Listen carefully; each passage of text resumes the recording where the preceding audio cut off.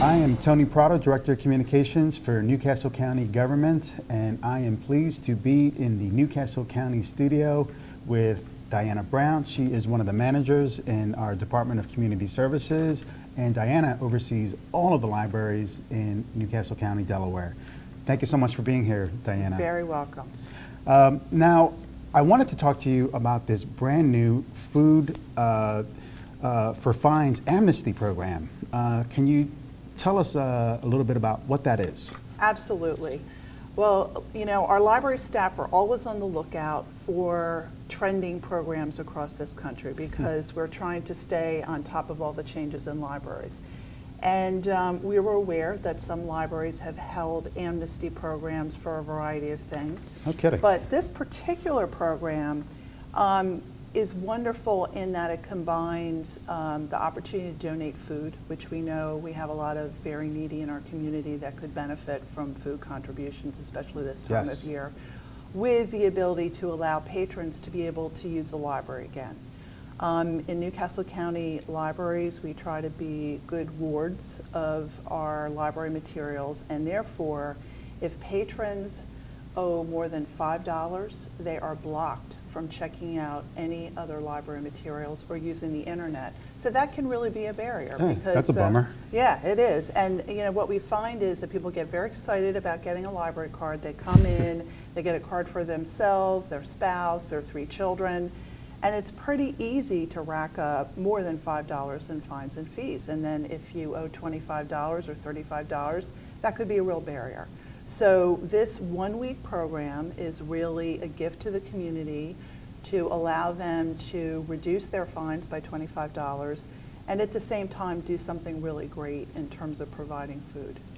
Excellent. And Newcastle County is doing this in partnership with one of the unions in county government, specifically Ask Me Local 459, and it's for their needy family funds. Can you talk a little bit about how that is part of this? Absolutely. I really congratulate Local 459 because they do this annually around the holidays, both for Thanksgiving and Christmas. Yes, they do. They have barrels in all of our libraries, and actually the public has typically responded pretty well when those barrels go into the libraries. And so they provide food for those in need. And since they were already doing the drive anyway, we thought, wow, this is really a win-win because we could just tap into what they're doing and hopefully help them in their effort.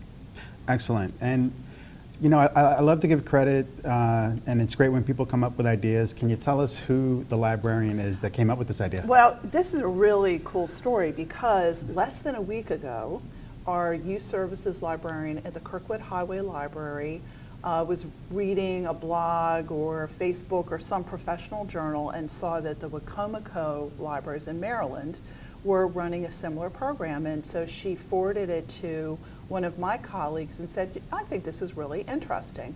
My colleague forwarded it to me and our general manager.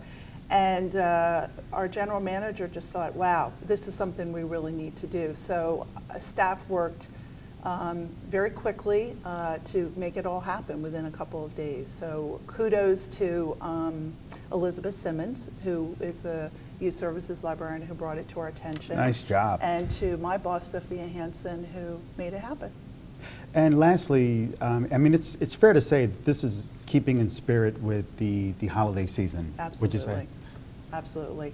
And I would, and you know, one of the things we find in libraries is that at Christmas time, people are frequently given some new device, and they don't know how to make that new device work. And it might surprise you to know that libraries are typically very busy the week after Christmas with people coming in and they want to download ebooks or online magazines or access databases using their new personal device. And sometimes, you know, that $25 fine could be a real barrier. So everybody can clear the deck so when they get their new iPhone 6 or whatever they get, that they can come in and take advantage of all the materials that we have available in libraries. Well, you know, I salute you and your staff and all the folks over in Sophia Hansen's Community Services Department. I think this is a winner. We're anxious to you know, share the news with everyone. Great, so, great. Well, thanks so much. Thanks. Appreciate it. Really appreciate it. Folks, again, this is Tony Prado for NCC TV. I want to thank you for tuning in for this quick segment with Diana Brown.